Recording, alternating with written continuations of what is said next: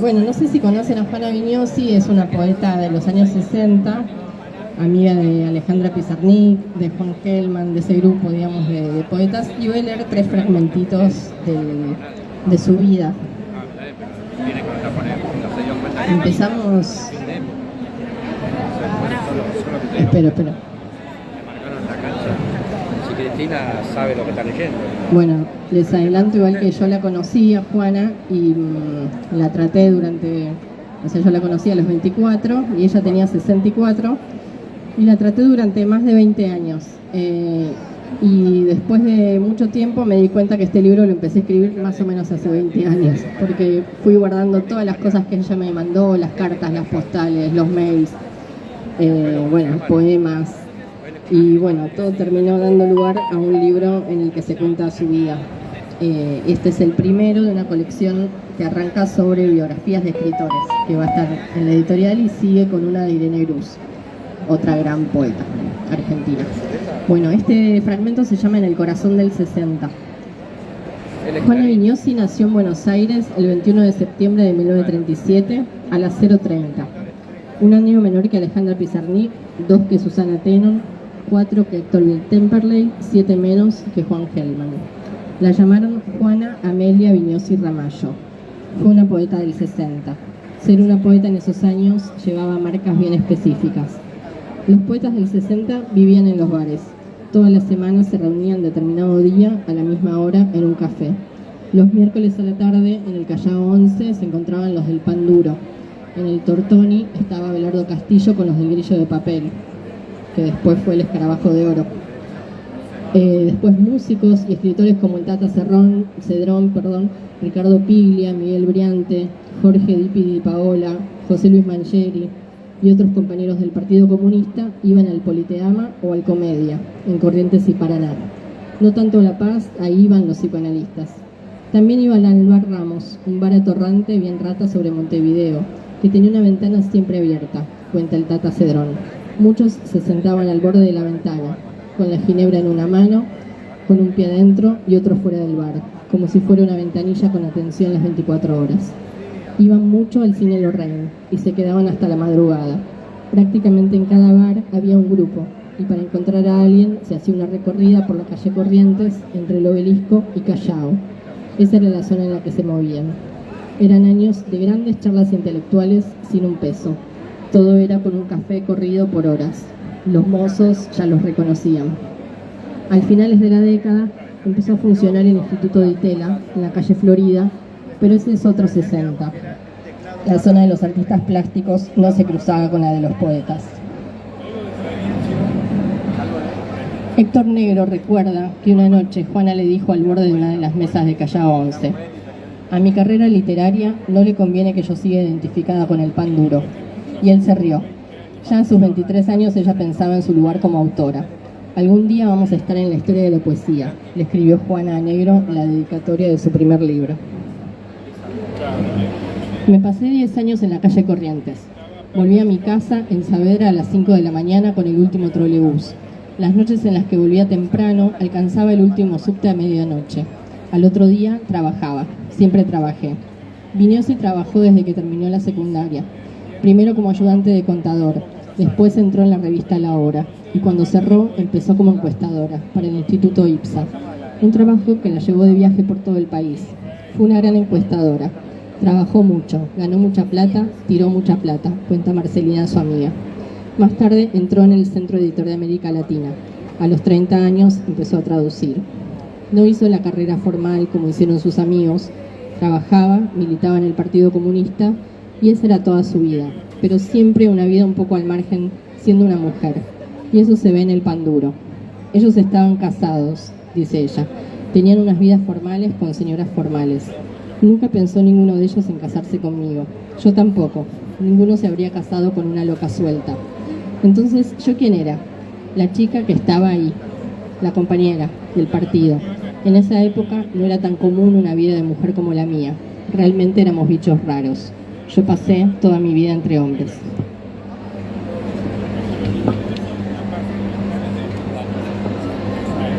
Bueno, ahora les voy a leer otro fragmentito de su infancia.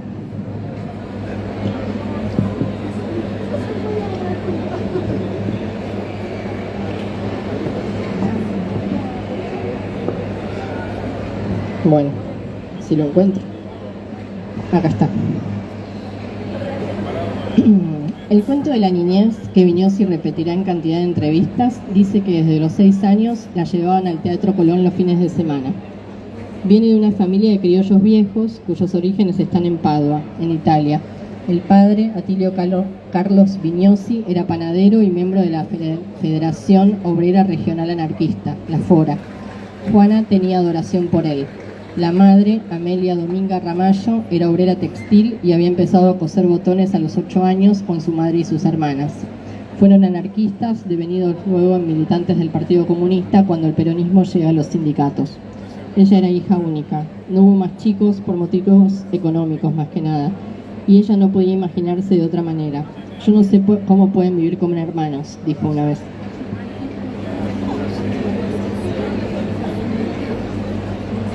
Cuando la niña alta de ojos verdes cumple 7 años, se mudan de Almagro a una casa en Saavedra, a metros del parque, cerca de la parada del tranvía, con calles de barro en las que la niña se cae permanentemente y zanjas encharcadas que se inundan los días de lluvia. No habían llegado aún las cloacas. Sus padres le educan en los valores de la escasez y la mesura. Tiene un solo par de zapatos para la escuela, para las salidas al teatro, para los cumpleaños. No tiene blazer sino un chal azul tejido por su abuela. Usa ropa oscura que puede combinarse para que no se note que no hay un recambio. Es una niña amable, que adora a su padre, teme a su madre, pero igual la acompaña, aunque no le gusten las visitas o se aburra. Lee mucho. A los 9 años gana el premio a la mejor lectora en voz alta. Después del acto escolar, la madre la lleva a comprar el volumen de poesía completa de Belisario Roldán. Su abuelo materno vivía borracho de vino tinto. Su madre decía que esto se heredaba saltando una generación. La niña lo buscaba en la puerta del despacho de bebidas. A él le avisaban: Ramallo, tu nieta. Y los dos volvían caminando de la mano, un poco inestables. Con el barrio, Juana siempre tuvo una relación muy ambivalente. Lo recordaba en sus poemas, lo atacaba en sus diatribas.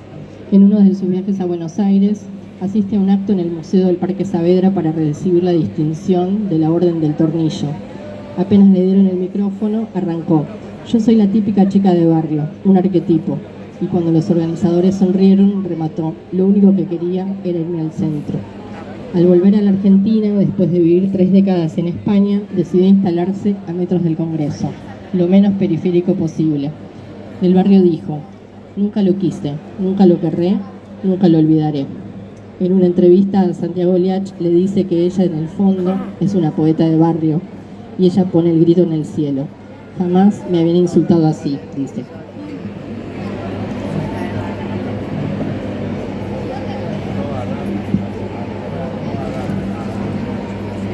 Bueno, el final, esto ya es cuando ella ya es grande, digamos, ya el final, sus días finales, digamos. Ella estuvo casada durante casi 40 años con Hugo, su marido que conoce cuando ella tenía 30, se casan y él tenía 21, ella le llevaba sus añitos. Bueno, y fueron compañeros durante muchas décadas, toda la vida. Y por eso fue muy raro cuando Hugo se enferma antes que ella. Martín, ¿vos le podés avisar a tu tía que se está muriendo Hugo? Ese mensaje le manda Martín Rodríguez a Martín Prieto. Entonces la llamo a mi tía, Marcelina, que estaba distanciada de Juana, y ella todo corazón va y la acompaña cuando Hugo muere. Le dice: venite a mi casa. No la deja dormir sola. Hay un velorio que consiste en ellas dos toda la noche solas, mirándolo a Hugo. Después de la muerte de Hugo, el 8 de diciembre de 2004, Juana estaba muy frágil. Un día se cayó en la calle y Martín Rodríguez no podía ir. Le avisó a Mercedes Halfon y ella fue a buscarla al hospital. Fueron para la casa de Juana. Se había lastimado un brazo, lo tenía vendado. No lo podía usar y la casa estaba en un estado de abandono. Ella estaba muy triste y Mercedes, para ayudarla, le limpió la cocina. Triste y todo, Juana bromeaba. La periodista de Página 12 me lavaba la cocina y se reía. Un tiempo después empezó a vivir una mujer con ella.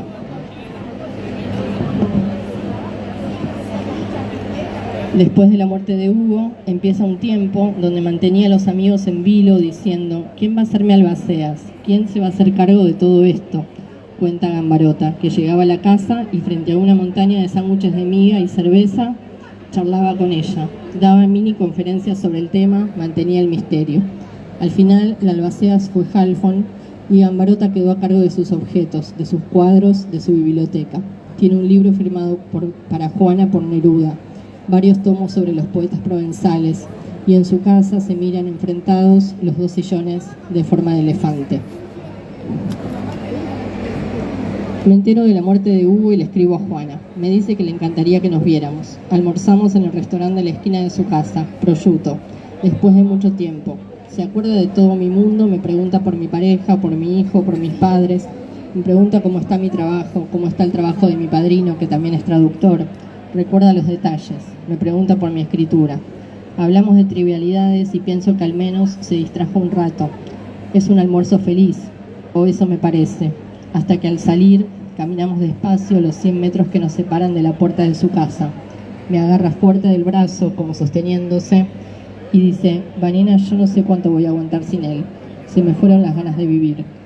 Vuelvo a llamarla algunas veces más, pero esa fue la última vez que la vi. Bueno, y el último fragmentito. Martín, disculpa, pero ahora se nos está muriendo Juanita, le escribe nuevamente Rodríguez a Prieto. Entonces Prieto vuelve a llamar a su tía Marcelina, porque ya se habían vuelto a pelear. Después de que en el velorio de Hugo se hubieran jurado amor eterno, nosotras dos juntas para siempre, Juana volvió a sus desplantes. Al enterarse de que Juana está mal, Marcelina va a verla al hospital. Cuando llega, Juana ya estaba inconsciente. La vi y le dije al oído: estoy aquí, Juanita.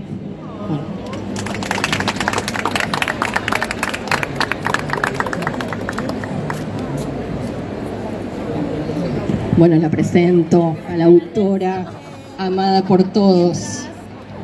Todos pueden servirse. Ah, sí, se puede hacer un refill de vino.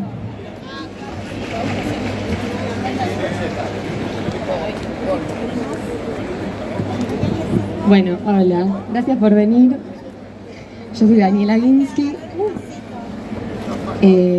Bueno, muchas gracias a las editoras de El Mundo Alucinante, donde pueden encontrar todos mis libros.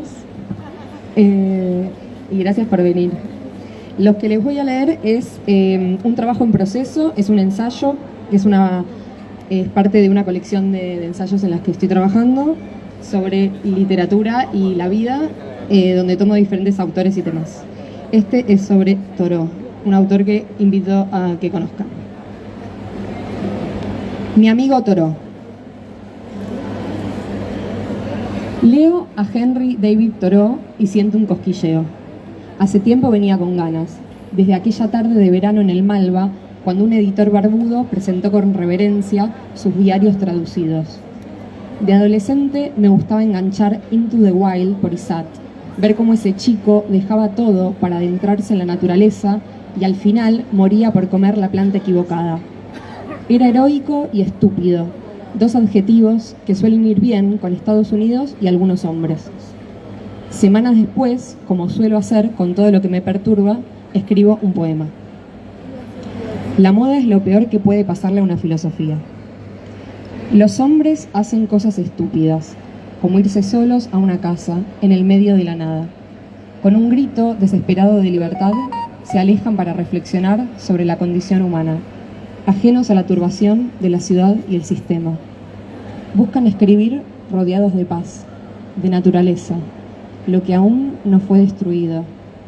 Leen a Thoreau, se cuestionan si algún día también serán capaces de llegar al sumum vital de la experiencia. ¿No vieron cómo termina Into the Wild? Debe ser una de las muertes más tontas.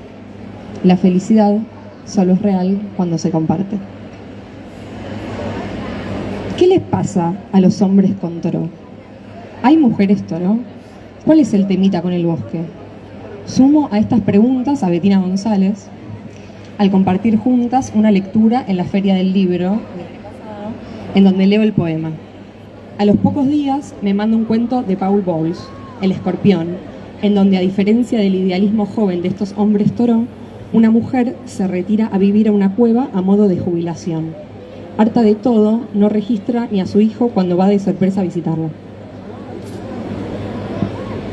¿Es cosa de los hombres el tema de la aventura salvaje en soledad? Las mujeres simplemente vemos el panorama desolador y nos retiramos a la cueva o a la escritura. Quizás sin gesto heroico, sin joder a nadie. Escribir ya es separarse del resto. Nuestro cuerpo ya está puesto a prueba por nosotras y por el afuera de manera constante. Quizás no necesitamos ese contacto para ver de qué estamos hechas. No le queremos demostrar nada a nadie. ¿Pero somos capaces de irnos solas al medio de la nada?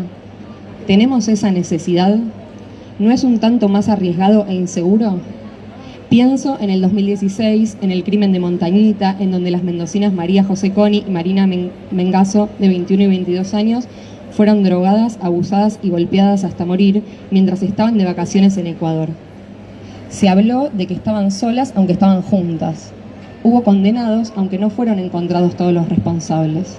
El mensaje es bastante claro en este sentido. Es domingo. Prendo la tele y la veo a Betina dando una entrevista a propósito de la obligación de ser genial. Ella explica cómo muchas veces la bronca es el motor de su escritura. ¿Puede ser también la mía? Me digo que sí, que estoy lo suficientemente embroncada y parto. Voy en busca de Thoreau. ¿A dónde me llevarán sus rutas salvajes? El librero de usados me dice que en cuanto llega, vuela. En la mesa de novedades, Thoreau, el salvaje, de Michel Onfray. Arranco. La moda es lo peor que puede pasarle a una filosofía. Título del poema ya mismo. Me interesa la biografía, la relación con su maestro Emerson, un filósofo de escritorio, como la mayoría, pero principalmente dos cuestiones. Uno, el paso fugaz de Thoreau por la cárcel. Está preso una noche solamente y es rescatado por una tía con plata. 2. Su estadía en Walden, la cabaña, el lago, el hit. 2 años, 2 meses y 2 días, con visitas e intermitencias. Aún así, estas experiencias breves, pero poderosas, gracias a sus escritos, fueron suficientes para armar y sustentar una narrativa icónica hombre-naturaleza, lo que podríamos llamar un influencer del siglo XIX. Voy a los textos. Leo Una vida sin principios, me entusiasmo. Originalmente fue una conferencia dictada en 1854 en Rhode Island y caigo en sus encantos. Thoreau se opone a la incipiente fiebre del oro en California. Recomienda dejar de leer el diario, incluso una vez por semana es un exceso.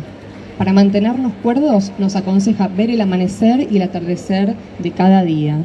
Un divino.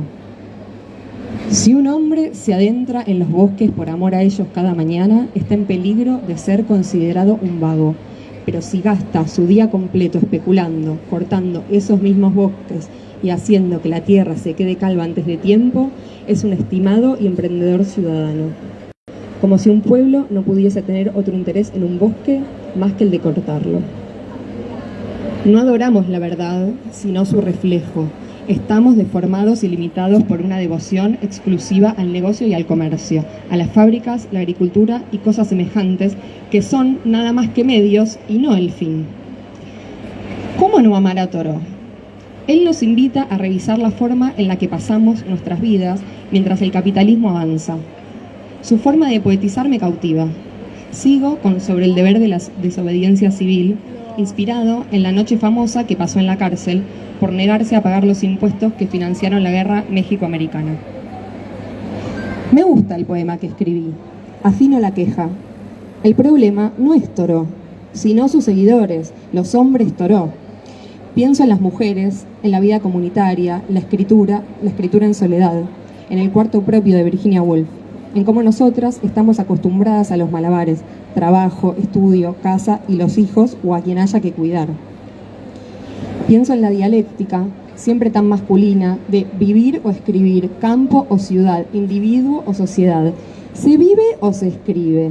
En los huequitos que fabricamos, en ese tiempo fuera del tiempo, que muchas veces creo es la poesía, habita la escritura. Llega a mis manos Los hombres me explican cosas, de Rebecca Solnit.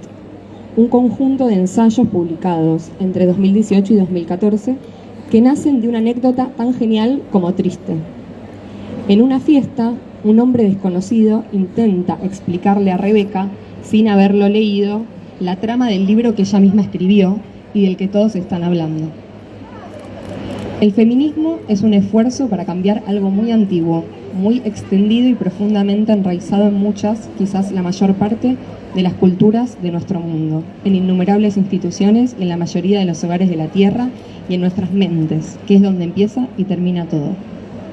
El futuro, de lo que puede no sigamos denominando feminismo, debe incluir una indagación más profunda de los hombres. El feminismo ha luchado y lucha por cambiar todo el sistema humano.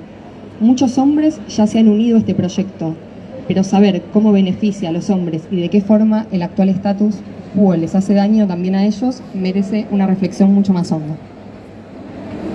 No me extraña cuando leo que Thoreau está en el top 5 de los referentes de Solnit, junto a Woolf, George Orwell, Isaac Dinesen y Borges.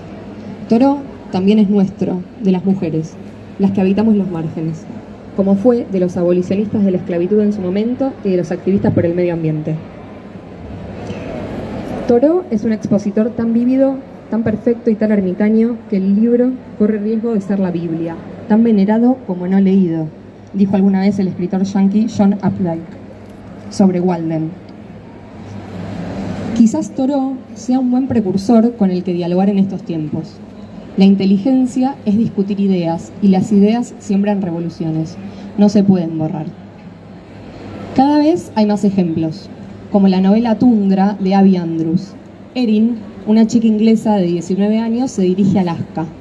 Abraza a Thoreau y cuestiona, como dice su traductora Virginia Higa, el rol que tenemos con la naturaleza en la cultura occidental, desde la mirada masculina. La destrucción del mundo natural que estamos viviendo es paralela al desarrollo del patriarcado. No somos ajenas a esto.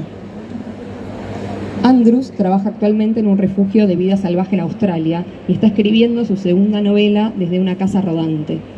En Tundra se apropia del mito, encuentra belleza, ironía y se deshace de aquella solemnidad de los chicos rotos con fantasías tontas sobre cómo la naturaleza los completará. Explora los temores de volverse adulta.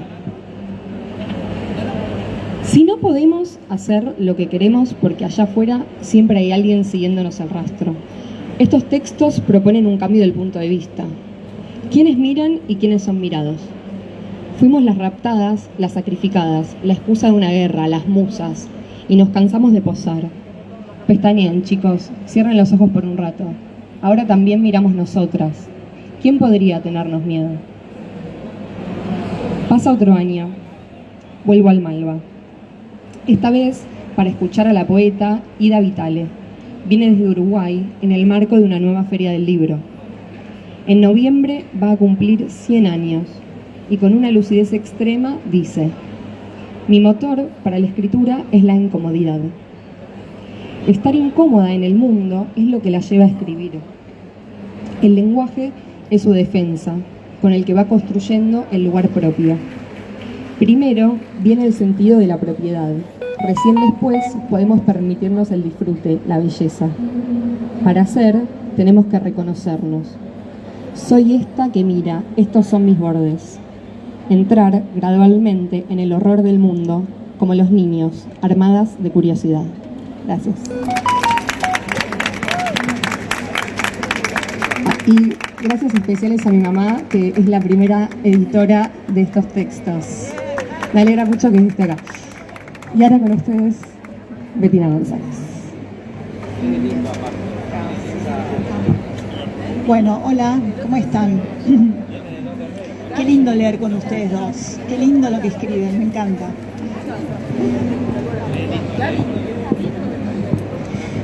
En un principio yo iba a leer algún fragmento de La obligación de ser genial, que es el libro, está en Gog y Magog y pueden comprar en este stand.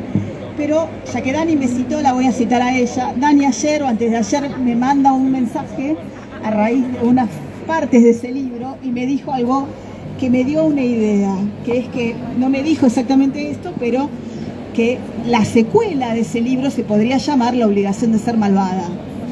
Entonces dije, pero yo tengo maldades escritas, voy a leer una maldad.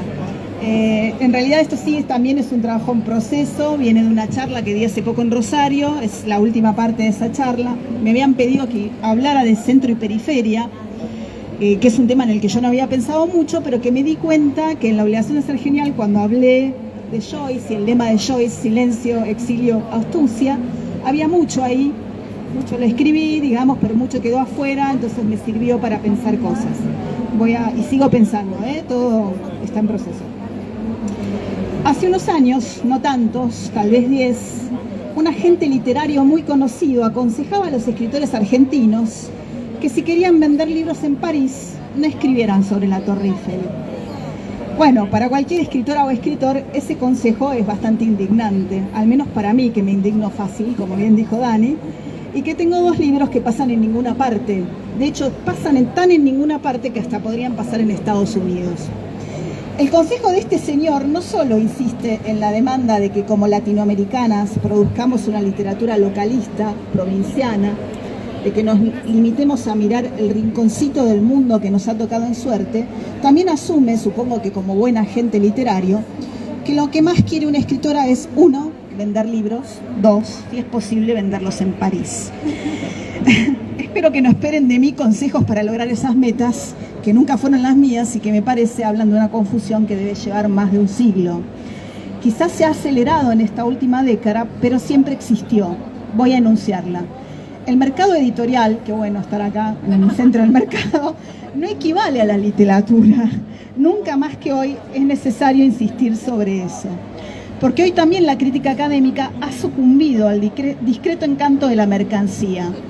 Tanto en las escuelas como en las universidades se enseñan libros por sus contenidos, por sus temas, perfectos para encarar problemas sociológicos, identitarios, sexuales, nacionales, con los que por supuesto se ganan becas y subsidios.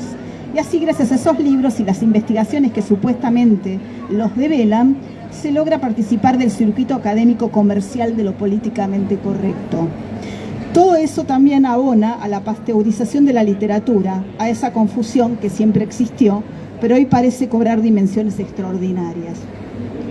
Acerca del mercado editorial, en el que dominan los bestsellers, los libros de terror y policiales que reproducen una y otra vez el cheap thrill, con la cuota de localismos que se requiere, acerca de los libros que se publican antes de escribirse, los de autoayuda, la pseudofilosofía, el feminismo light y patriarcado reversionado en ropajes más atractivos, acerca de esos productos no tengo mucho que decir más que esto. Poco importa de dónde sea el autor o la autora de esos libros, si sabe la fórmula mágica repetida al infinito, es probable que logre vender su producto acá o en París.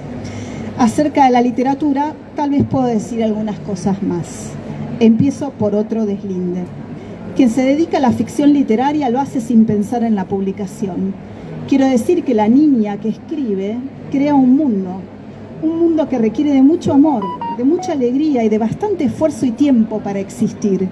No hay espacio en ese mundo para pensar en editores, en agentes, en qué va a pasar si de repente aparece la Torre Eiffel como escenario en vez del obelisco. Todo eso, la ansiedad idiota de la publicación, el éxito, la fama, la circulación, la atención crítica, o lo que supongamos que debe pasar con un libro luego de que ha sido escrito, llega en todo caso después. De otra manera sería imposible escribir, al menos para mí lo es. Como yo además renuncié a la fama, cuando mi primer libro ganó el Clarín y vendió 70.000 ejemplares, bueno, tampoco puedo darles estrategias para lograr luces de la atención periodística o los millones de seguidores en redes. Además, ¿hay alguien acá que crea que publicar un libro puede otorgar fama, dinero y amor? Ya no. Hay algunos que crean, Entren a las redes y corroboren que los caminos de los influencers, los activistas y los bienpensantes son otros. En general no incluyen años dedicados a la tarea tan difícil de crear un mundo con palabras. Se dan fenómenos interesantes, eso sí. Escritoras con 40.000 seguidores que no leen sus libros, pero reverencian su persona. Y escritoras con 1.000 que seguramente tienen más lectores que ese número. Lo que se vende y se compra en redes, claro, es otra cosa. El problema son los editores, que creen que la cantidad de seguidores equivale a la de lectores, no ustedes, no al mundo alucinante. Se entusiasman con esa matemática ridícula, salen a buscar jóvenes con historias bizarras y les ponen a escribir libros. Hay cazadores de jóvenes con historias bizarras que no son escritores. Frente a todo esto, a esta conspiración del estruendo, el error es reaccionar, caer en el jueguito de la oferta y la demanda, escribir color local y trauma for sport, creyendo que estás haciendo literatura. El error en suma es caer en la trampa de las metrópolis, dejar que te convenzan de que escribir es un trabajo y un producto. No es ninguna de esas dos cosas. Discúlpenme, pero como ya tengo 50 años, me puedo dar el lujo de ser anticuada. O, cuando no, anacrónica. Escribir para mí todavía es, como lo era para Flannery O'Connor, interpelar el misterio. Eso es algo que no pueden hacer los libros escritos para conformar un estereotipo nacional o para vender millones de ejemplares en pocos meses. Por eso tampoco me preocupan las supuestas amenazas de la inteligencia artificial. Esos bots capaces de crear tramas a partir de 3 palabras, a lo sumo reemplazarán a los libros comerciales, los all plot books, y a los malos guiones que Netflix insiste en transformar en películas y en series. Quienes nos pintan un futuro apocalíptico en el que no se necesitarán escritoras porque esta máquina creará todas las historias, son los mismos que durante años han enseñado y aprendido en nuestras escuelas, en los medios y en las redes, que el objetivo de la educación o de la vida en sociedad es eliminar todo misterio, cuando en realidad es lo contrario, aprender como humanos lo que es ser humanos en este planeta único que habitamos significa abrazar, interpelar y celebrar el misterio. Para esa gente la ficción literaria es peligrosa, o por lo menos inquietante, porque es el último reducto de lo inexplicado, de aquello que acaso es inexplicable. Flannery O'Connor lo dice mejor. Lo que atañe a la escritora de ficción es el misterio vivido. Su campo de acción es el misterio encarnado, tal como lo encontramos en el mundo concreto de la experiencia cotidiana. En ese sentido, ella abogaba porque se enseñara literatura respetando una aprehensión de la forma, de los procedimientos, no de los contenidos. Pues la escritura, si no es forma, no es nada. Son las convenciones particulares de la narración escrita las que señalan e interrogan ese misterio, no la conciencia moral de la autora o el contenido digitado de antemano por la policía del pensamiento, el mercado o la academia. Son varias confusiones juntas las que nos hacen olvidar que ser escritora y sobre todo ser poeta o escritora de ficción es ocuparse de otra cosa, no de vender libros, ni siquiera de crear tramas. Nadie crea primero un contenido y luego una forma. La literatura simplemente ocurre. Y ya que la vengo nombrando tanto, quiero decir al menos algunas cosas sobre la corrección política. Habiendo vivido 10 años en Estados Unidos, sufrí bastante la acción de eso que ellos llaman PC o Political Correctness. Fue una especie de cáncer acelerado que invadió los campus universitarios de ese país en la década de los 90 y que surgió como un movimiento primero muy legítimo de los estudiantes que abogaban por currículums multiculturales, es decir, programas de materias que no contaran la historia de las ideas solamente como la historia de una serie de varones cis europeos o mayormente norteamericanos.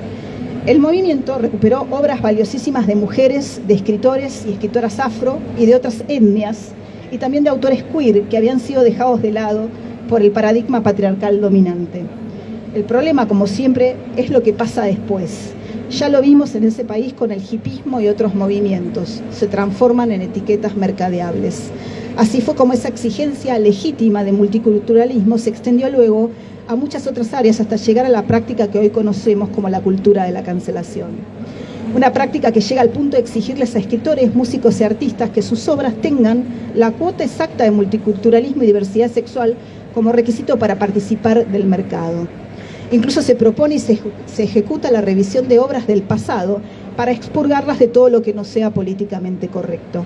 En ese frenesí revisionista, terrorista, hasta la palabra bruja se eliminó de algunos cuentos para niñes en nombre de la corrección política. Está bueno detenerse un poco en la historia de ese término. Sorpresivamente los norteamericanos lo tomaron de los comunistas. La derecha estadounidense lo empezó a usar para burlarse de ese movimiento que abogaba por la diversidad, pero que en muchos casos no iba más allá de una lavada de cara del lenguaje para hacerlo menos ofensivo. Parece que political correctness era un término que los bolcheviques usaban en ruso para castigar a cualquiera que no se ajustara a las normas del partido, es decir, a cualquiera que se saliera un poco de la bajada de línea.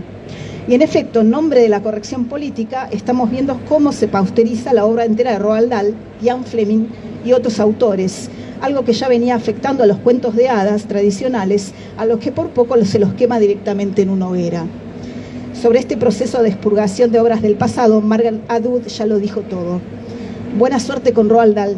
Van a tener que reemplazar el libro entero si solo quieren que queden las cosas bonitas. porque esto empezó mucho tiempo atrás, con la disneyificación del cuento de hadas. ¿Qué pienso de esto? Lo mismo que ya pensaba Chaucer, quien dijo, si no le gusta esta historia, corra la página y lea otra. Imaginen mi desazón cuando al volver a Argentina, después de 10 años de esto, veo que la corrección política empieza a colonizarlo todo.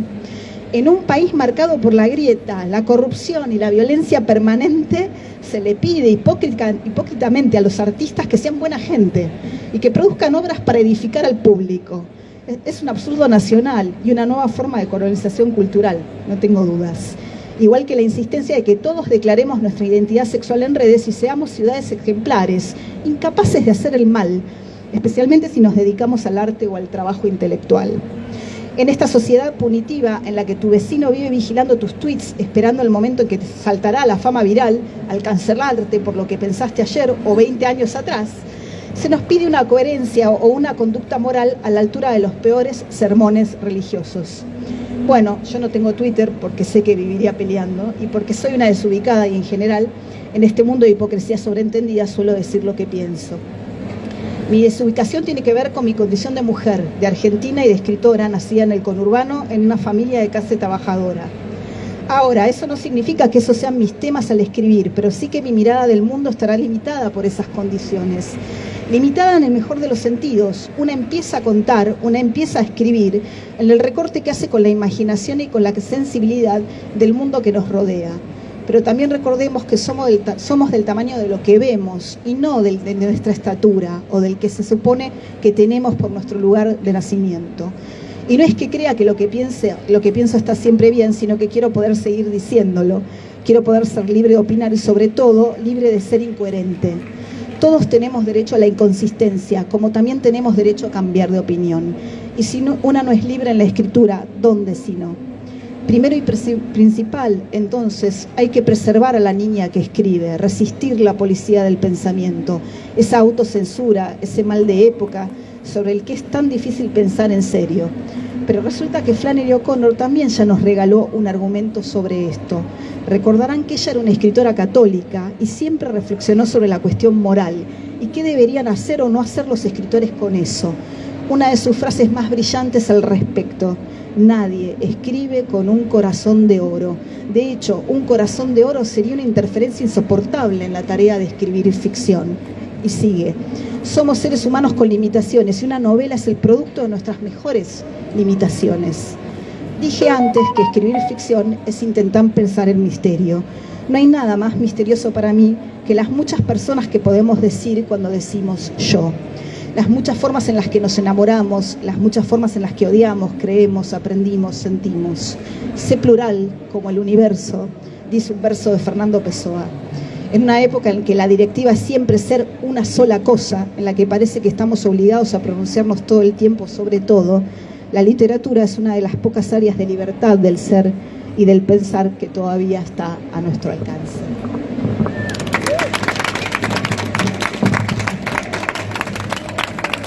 Gracias a todas, las quiero. Gracias por invitarme a leer y por leer conmigo.